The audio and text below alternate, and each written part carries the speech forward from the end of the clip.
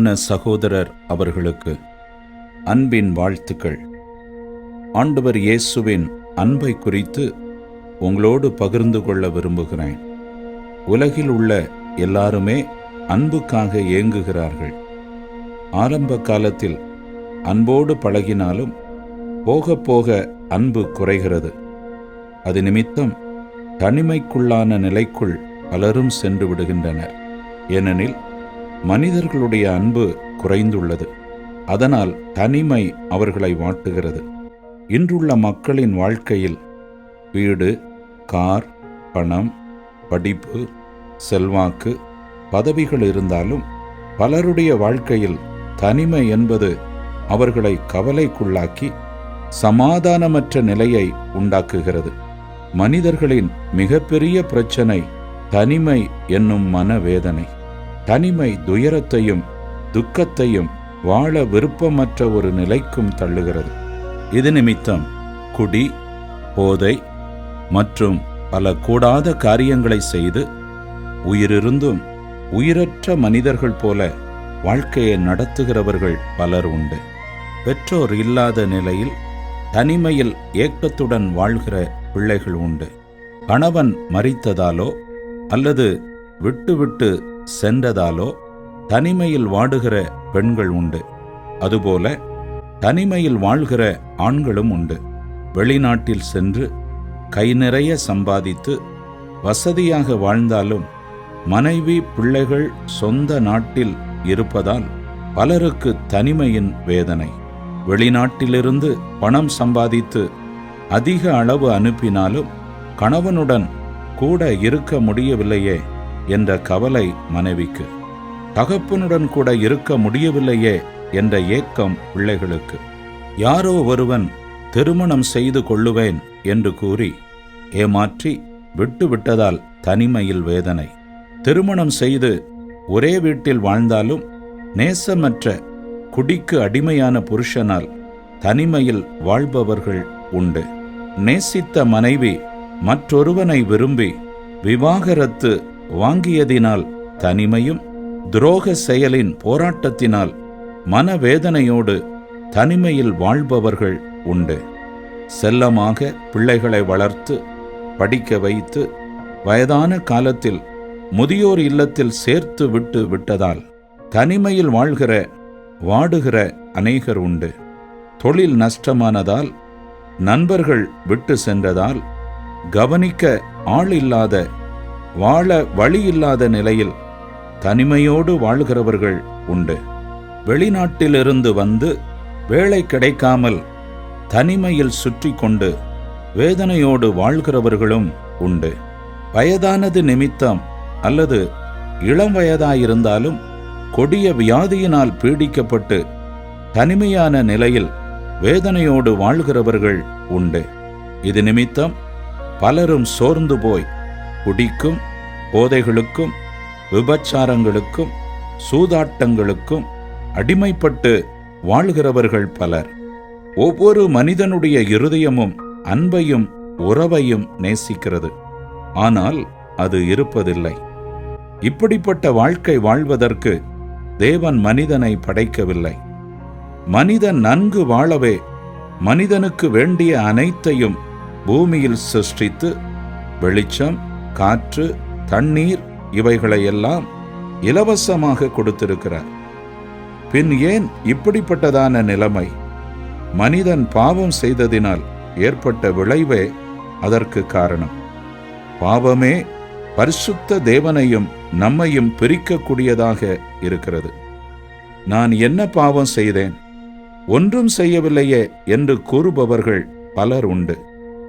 பலர் பாவம் என்று தெரிந்தும் கூட முடியாததால் தன்னைத்தானே நொந்து கொள்ளுகிறவர்களும் உண்டு. ஆனால் ஆண்டவர் மட்டுமே நாம் எந்த நிலையில் இருந்தாலும் நம்மை நேசிக்கக்கூடியவர். ஆண்டவர் என்னை நேசித்தால் இப்படியெல்லாம் என் வாழ்வில் நடக்குமா என்று வேதனையோடு கூறலாம்.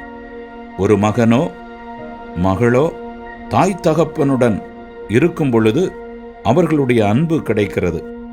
ஆனால் தாய் தகப்பனை விட்டு பிரிந்து ஏதோ ஒரு காரியத்து நிமித்தம் போய்விடும் பொழுது தகப்பன் தாயினுடைய அன்பை அறிய முடியாது. ஆனால் நம்மை படைத்த ஆண்டவர் இயேசு எப்பொழுதுமே நம்மை நேசிக்கிறார். அவர் நம்மை நேசிப்பதில் சற்று கூட குறைவு கிடையாது. தவறுகள் நாம் செய்தாலும் அவர் கூடவே தான் இருக்கிறார். நாம் என்ன நினைக்கிறோம்? நாம் இந்த பாவத்தை செய்துவிட்டதால் ஆண்டவர் நம்மை விட்டு போய்விட்டார் என்ற நினைவு தானாகவே மனதில் வந்து விடுகிறது. அவர் இரக்கமுள்ள தேவன். ஆண்டவர் சொன்னார், ஸ்திரீயானவள் தன் பிள்ளைக்கு இறங்காமல் தன் பாலகனை மறப்பாளோ? அவர்கள் மறந்தாலும் நான் உன்னை மறப்பதில்லை என்று.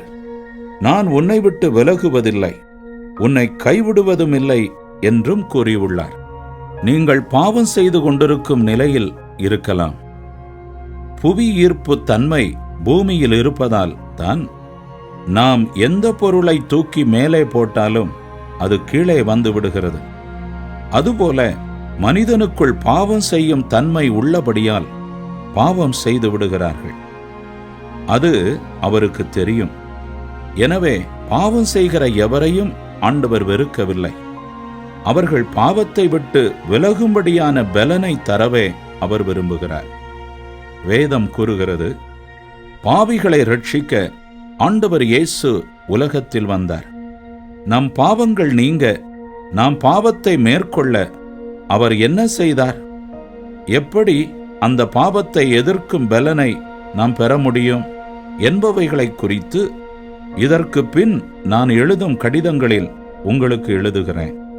ஆண்டவர் இயேசு வாழ்ந்த நாட்களில் சகேயு என்னும் ஒரு குள்ளமான மனிதன் எரிகோ என்கிற பட்டணத்தில் வாழ்ந்து வந்தான். அவன் வரி வசூலிக்க கூடியவன். ஜனங்களிடம் அநியாயமாக வரி வசூலித்து செல்வ செழிப்பாய் வாழ்ந்து வந்தான். ஊரில் யாரும் அவனை நேசிப்பதில்லை, வெறுக்கவே செய்தனர். எனவே பணமிருந்தும் நம்மை யாரும் நேசிக்கவில்லையே என்ற மனபாரத்தில் வாழ்ந்து வந்தான். ஒரு நாள் ஆண்டவர் இயேசு அவன் இருந்த இடம் அருகே வருகிறார் என்பதை கேள்விப்பட்டு அவன் குள்ளனாயிருந்தபடியால் ஒரு காட்டத்தி மரத்தில் ஏறி அவரை பார்க்க எண்ணினான். மனிதர்களே நம்மை வெறுக்கிறார்கள், கடவுள் நம்மை வெறுக்காமல் என்ன செய்வார் என்ற நிலையில் மரத்தின் மேல் அமர்ந்து கொண்டான். ஆண்டவர் இயேசு கூட்டமான ஜனங்களோடு வந்த பொழுது மரத்தின் அருகே நின்றார். அவர் தன்னை பார்க்கக்கூடாது என்று மறைந்திருந்தான். வானம் பூமியை படைத்த அவர் அவன் அங்கிருப்பதை அறிய மாட்டாரா? நின்று மேலே பார்த்து, சகேயுவே, சீக்கிரம் இறங்கி வா, இன்று நான் உன் வீட்டில் தங்க வேண்டும் என்றார். பயந்து கொண்டிருந்த அவனுக்குள் மிகுந்த சந்தோஷம். மரத்தை விட்டு இறங்கி அவர் பின்னே சென்றான். கூட இருந்தவர்களில் சிலர், இவன் பாவியான மனுஷன் என இவருக்கு தெரியாதா? இவன் வீட்டில் தங்க போகிறாரே என்றார்கள். அவர்களின் சத்தத்தை கேட்ட சகேயு அவருடன் செல்லும் பொழுதே சொன்னான், ஆண்டவரே, நான் யாரிடமாவது அநியாயமாய் வாங்கினதுண்டானால் நாலத்தனையாய் திரும்ப கொடுத்து விடுகிறேன். என் ஆஸ்திகளில் பாதியை ஏழைகளுக்கு கொடுக்கிறேன் என்றான். ஆண்டவர் இயேசு சொன்னார், இன்றைக்கு இந்த வீட்டிற்கு ரட்சிப்பு வந்தது என்று கூறி, இழந்து போனதை தேடவும் ரட்சிக்கவுமே மனுஷகுமாரன் வந்திருக்கிறார் என்றார். லூக்கா 19 அதிகாரம் 1 முதல் 10 வரை. சகேயு பாவிதான். அவனை அவர் நேசித்தார். அவரிடம் வந்தவுடனேயே அவனுக்குள் பாவம் செய்யக்கூடாது என்ற மாற்றம் வந்துவிட்டது. நாம் எல்லாருமே ஏதோ ஒரு விதத்தில் பாவம் செய்பவர்கள்தான்.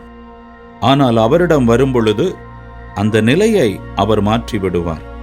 இதே போல விபச்சாரத்தில் கையும் களவுமாக பிடிக்கப்பட்ட பெண் ஒருத்தியை அநேகர் பிடித்து இழுத்து வந்து அவரிடம் அழைத்து சென்று கல்லெறிய முயன்றனர். அந்த நாட்டின் சட்டத்தின்படி விபச்சாரம் செய்தவர்களை கல்லெறிந்து கொல்லலாம். அந்த பெண் ஆண்டவருடைய பாதப்படியில் வீழ்ந்து அழுதாள். போதகரே, நியாயத்தின்படி இவள் கல்லெறிந்து கொல்லப்பட வேண்டும், நீர் என்ன சொல்லுகிறீர் என்று கேட்டார்கள். அவர் எரியுங்கள் என்று கூறிவிட்டால் கற்களாலே எரிந்து கொன்றிருப்பார்கள். அவர்களை படைத்ததும் அந்த பெண்ணை படைத்ததும் அவர்தானே. அந்த பெண்ணோடு விபச்சாரத்தில் ஈடுபட்டவர்களும் அங்கு இருந்திருப்பார்கள். ஆனால் அவர்களோ தங்களை நீதிமான்கள் போல காட்டிக்கொள்வார்கள். இன்றைக்கும் பலர் அப்படி உள்ளார்களே. ஒருவன் அல்லது ஒருத்தி விபச்சாரம் செய்துவிட்டால் காரி உமிழ்பவர்கள், தூற்றி திரிபவர்கள் உண்டு. ஆனால் தங்களுடைய வாழ்க்கையில் அவர்களும் அப்படிப்பட்ட பாவ வாழ்க்கை வாழுகிறார்கள். ஆனால் வெளியே தெரிவதில்லை.